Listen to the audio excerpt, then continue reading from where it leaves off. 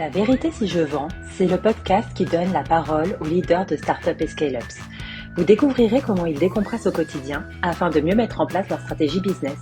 Prenez un petit café et c'est parti!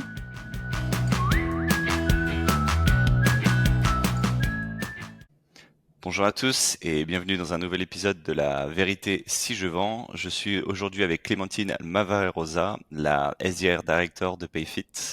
Enchantée Clémentine. Enchanté Hugo, Comment merci de vas-tu? me revoir.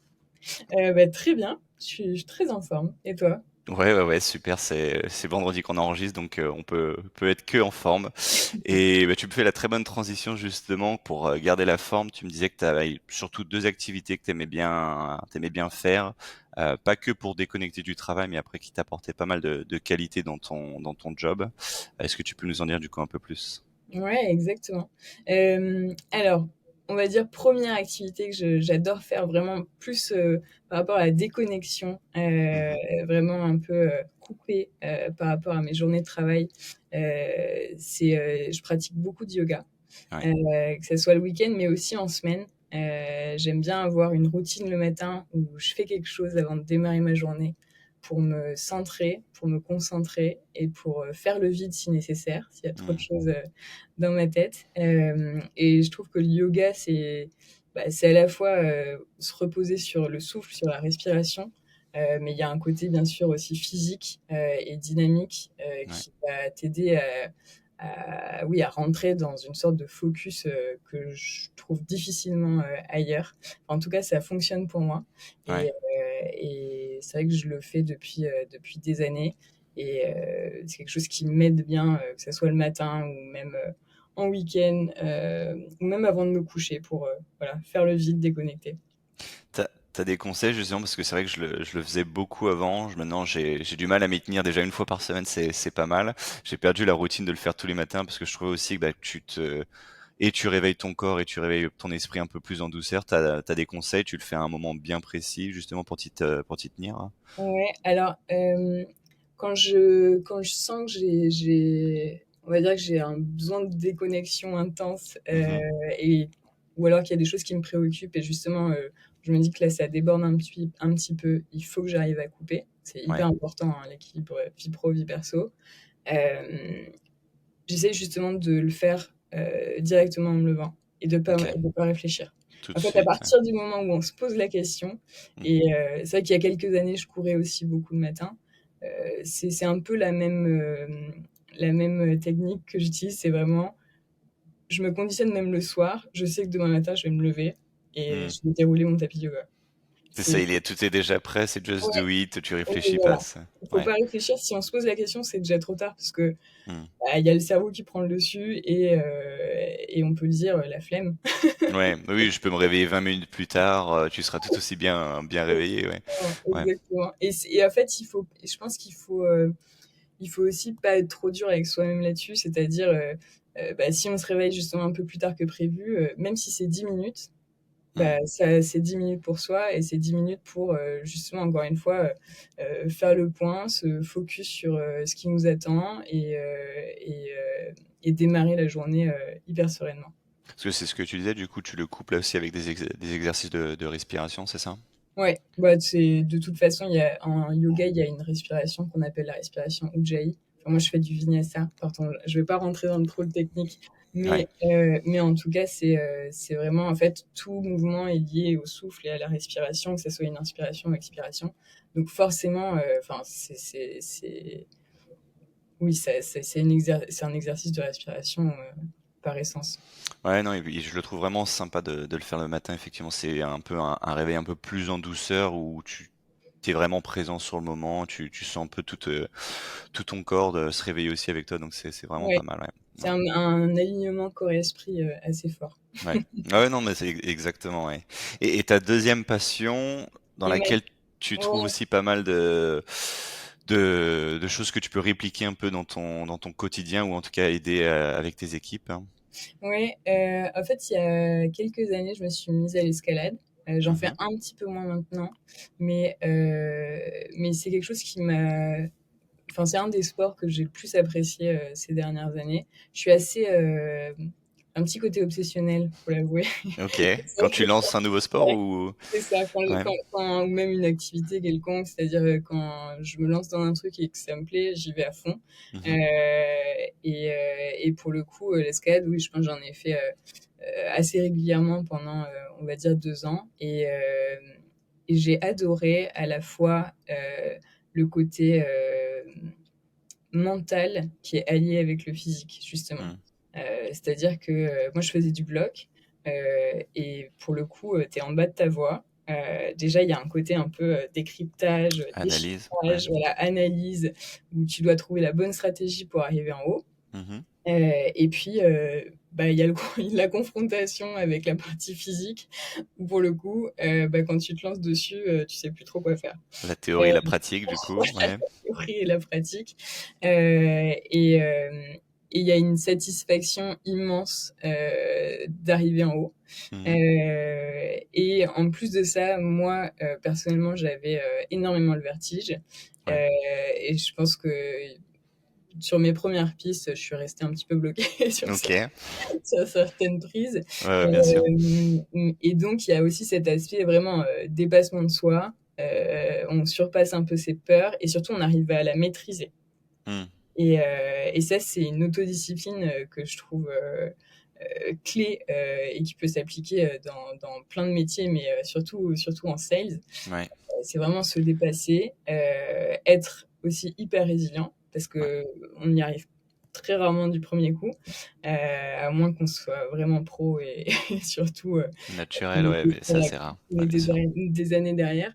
Mais pour le coup, donc voilà, dépassement de soi, satisfaction d'arriver en haut et surtout, bah, à la fois stratégique, mais bah, répéter les choses et surtout, il y a un aspect très technique. Mhm. C'est pas que de la force, c'est du poids du corps, c'est de l'équilibre. Et donc justement, y aller en force, on peut facilement se prendre un mur sans mauvais jeu de mots. Donc, Ouais. et enfin, il y a aussi un côté physiquement, tu tombes en fait. Ouais, ouais, ouais, bien sûr. Et donc, faut Donc, pas avoir peur aussi de ça ouais, il derrière, faut, parce que tu te blesses rarement, c'est ça quand même, hein. ouais, bah, moi, j'ai eu la chance de jamais me blesser Ouais, en 2 ans. Ouais. et surtout, il y a un côté de dédramatiser aussi la chute et l'échec et de le prendre comme un apprentissage, Mhm. justement, d'apprendre de son erreur, on va dire, et de remonter Ouais. directement. Et ça, j'ai vraiment apprécié et c'est pour ça que je fais un peu l'analogie avec les métiers en sales, c'est que bah, on va perdre plein de deals, heu, Mhm. mais il y en a un qu'on va gagner parce que justement, on a amélioré notre technique sales, parce que, on est resté hyper résilient, on est allé jusqu'au bout et surtout on n'a rien lâché Mhm. et la satisfaction est immense.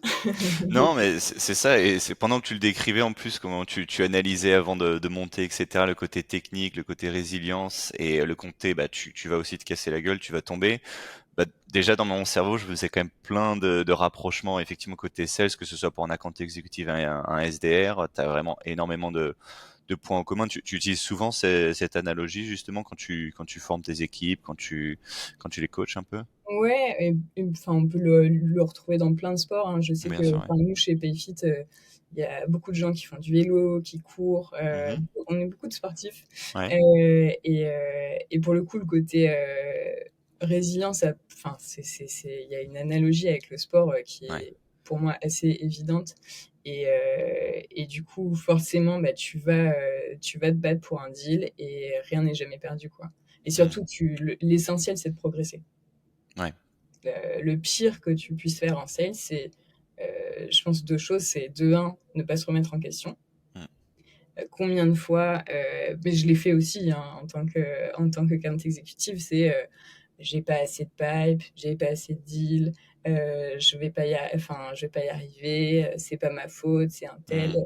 c'est le client qui est ou le prospect qui Trop est trop, facile. Ouais. voilà, qui comprend pas.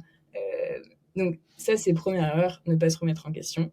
Et c'est Mhm. la même chose en sport, c'est-à-dire que si on est bloqué à un endroit et qu'on se dit non mais de toute façon euh, en fait c'est parce que C'est j'ai pas au-dessus de moi. voilà c'est au-dessus de moi ou alors j'ai un mauvais entraîneur Ça va pas marcher, Mmh. ça va pas marcher. Donc ça, c'est la première erreur et je pense que, bah oui, la deuxième erreur, c'est du coup de baisser les bras et de Ouais. se dire, bon, bah, c'est pas grave, enfin, c'est pas moi, c'est les autres et de laisser tomber un deal, quoi. C'est super intéressant ce que tu dis, encore plus sur le premier point parce que je suis 100% aligné. Parce que aussi, je pense que c'est très humain de rejeter la faute sur quelqu'un d'autre parce que ça fait quand même toujours plus mal ce côté introspection. On se dit, bah en fait, c'est peut-être moi, j'ai pas assez de pipeline parce que j'ai pas fait assez de séquences, de calls, etc. Comment est-ce que tu arrives à le déceler chez quelqu'un justement, chez un nouvel arrivant ou peut-être pendant les entretiens de se dire: «Bah, cette personne-là, en fait, elle va pas utiliser un peu le hasard ou, blâmer la faute sur quelqu'un d'autre, mais se dire au final: "Bah, non, je suis en constante évolution, j'apprends tous les jours et donc s'il y a un souci, bah, je vais voir, ce que je peux contrôler et le peu que je ne peux pas contrôler, bah, écoute, ça advienne qui voudra, quoi"». Mais comment est-ce que tu Ouais, arrives un peu à le déceler ça? je pense que en entretien, mais même au moment où on se forme, je pense qu'on le décèle assez rapidement quand on demande à quelqu'un de s'auto-analyser. Mmh. C'est-à-dire, par Un exemple, réécoute de call ou voilà, réécoute un call de ton côté, dis-moi ce que tu en penses.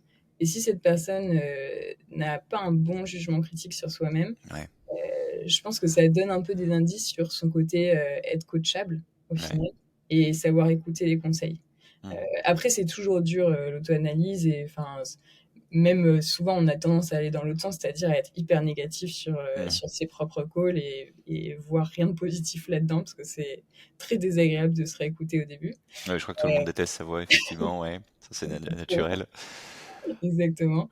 Mais il faut vraiment surpasser ça et je pense que, bah, justement, en fait, quelqu'un qui reste buté sur, heu, «C'est pas moi, c'est le produit» ou «Les concurrents sont beaucoup plus forts que nous» Mmh. ou encore une fois, «J'ai pas assez de comptes, intéressants».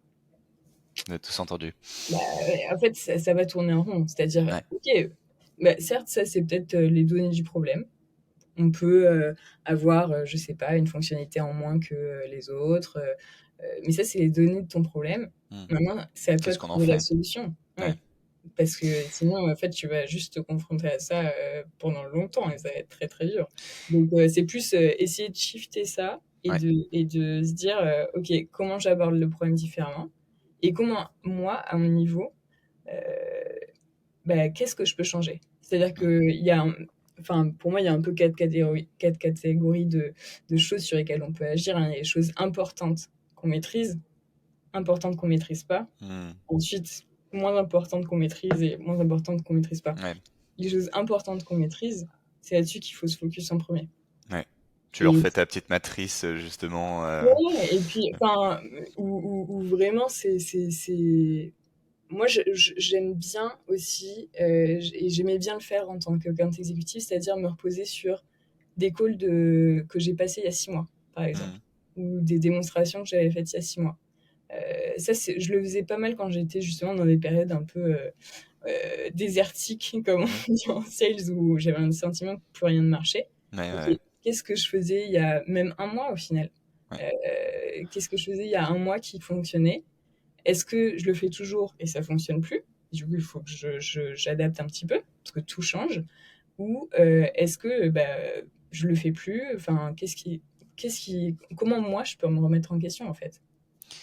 C'est super important parce que en plus tu faisais l'analogie avec le sport, enfin tout grand sportif déjà et s'entraîne et aussi se regarde constamment en fait, regarde des Exactement. vidéos pour s'améliorer, voir qu'est-ce qui peut être amélioré. Donc et pareil sur ce que tu disais sur la personne qui trouve un petit peu toujours quelque chose à blâmer, ça va être le même cas dans toutes les entreprises. Dans toutes les entreprises, il y aura jamais le parfait, enfin l'outil parfait, il y aura jamais le nombre de leads suffisant, la qualité de lead qui est suffisante. Enfin, il y aura toujours un facteur que tu peux, avec un certain degré ou non, contrôler, mais c'est en fait ce que tu fais de cette information. Donc, j'aime bien aussi, comme tu le dis un peu, c'est presque que tu mets ta casquette. Donc, bon, bah là, on a trouvé un problème. Maintenant, on met la casquette, bah, solution orientée. Qu'est-ce qu'on en fait, en fait, de ce problème-là, justement.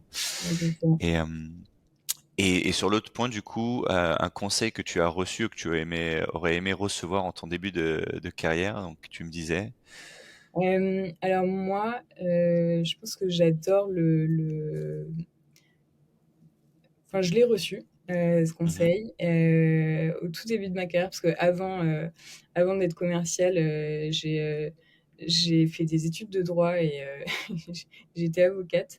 Mhm. Donc j'ai un peu, switché sur la partie commerciale parce que j'étais vraiment animée par ce côté business et de un, je me suis fait confiance, mais surtout un des conseils les plus précieux qu'on m'ait donné, c'est d'être curieux.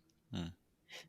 C'est-à-dire, que personne va te donner les informations que tu attends en fait sur un plateau. Donc, Ouais. en fait, il faut être proactif à la fois dans sa formation, mais aussi proactif dans l'intérêt que tu peux porter à l'entreprise pour laquelle tu travailles. C'est-à-dire bah, aller chercher l'information où elle est, être curieux des autres services, être curieux des autres techniques de tes pairs, finalement. Mhm. Parce que là, on parlait beaucoup de soi, de, de se réécouter soi-même, etc. Mais pour moi, on ne peut pas progresser si on ne s'intéresse pas aux autres non plus. Ouais. Sans pour autant rentrer dans la comparaison extrême et la compète, même si ça anime aussi les sales, la compète. Mais c'est vrai il y a un aspect de curiosité qui est essentiel en sales. Mhm. Euh, on se renouvelle tout le temps.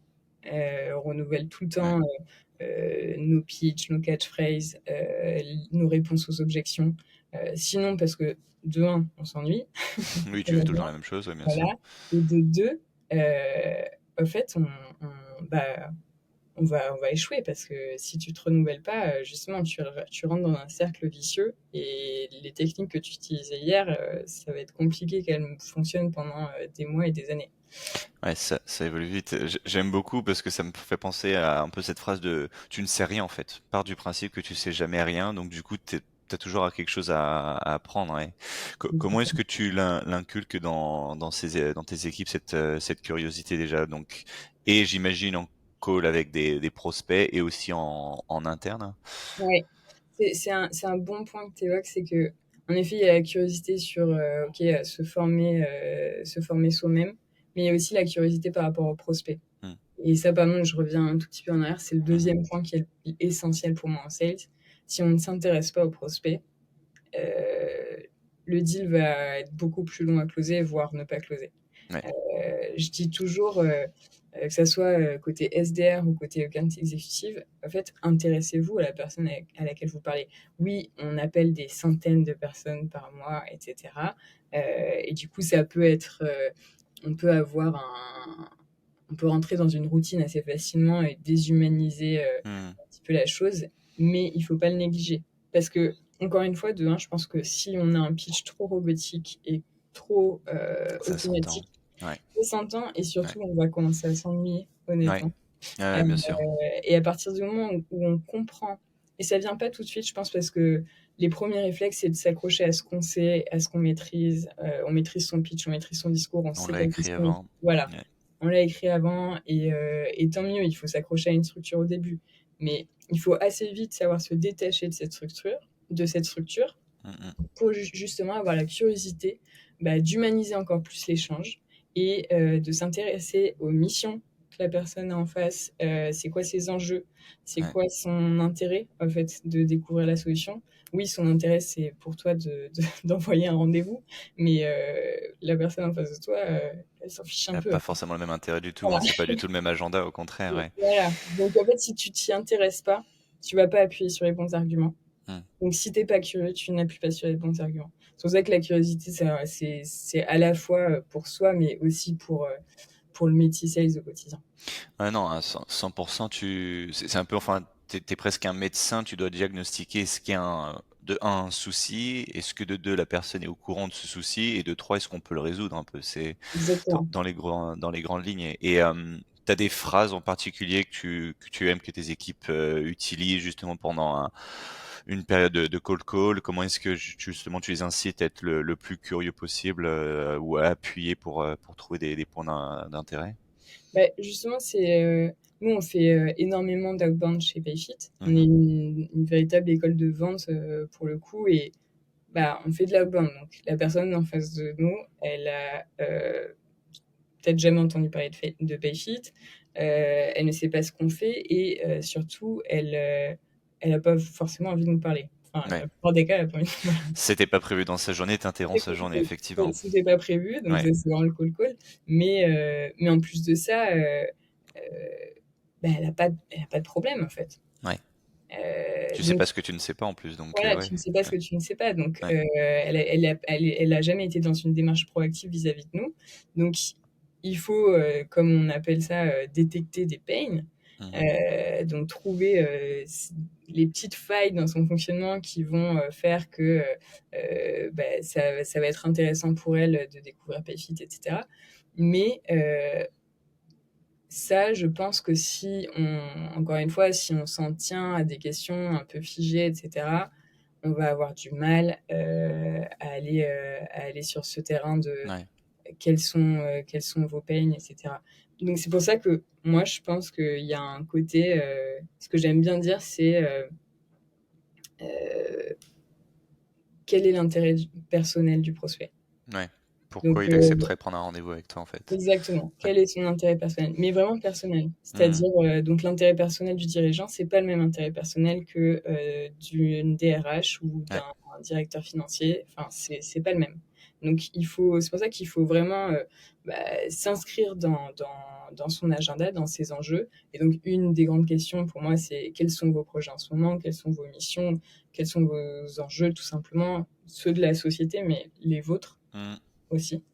Ouais. Et pour que pour la personne, ça fasse sens, Ouais. ce rendez-vous, cette prochaine étape, euh, et, euh, et en plus de ça, qu'elle ait envie de se battre pour mettre la solution en place. Ouais, Parce qu'elle devienne après champion qu'on en interne. voilà, Mmh. le fameux concept du champion. C'est excellent ce que tu dis parce que c'est vrai qu'on oublie un peu trop souvent que bah oui, tu as des objectifs, des KPI sur l'entreprise, mais aussi à la personne à qui tu parles. Bien souvent, Exactement. peu importe un peu la fonction, euh, mettre en place un outil qui va vraiment aider au quotidien tes équipes, bah, ça va quand même avoir un impact sur cette personne, comment on va être perçu dans l'entreprise, surtout si l'outil bah, fait gagner des heures de productivité derrière. Donc c'est une bonne piqûre de rappel aussi que bah, la personne a aussi un enjeu bah, personnel en fait. Ouais, c'est ça. Super, bah, on arrive sur la fin. Merci énormément Clémentine pour cet échange et bah, excellente continuation et bon yoga à toi du coup. Merci beaucoup, Hugo. À bientôt, au revoir. À bientôt.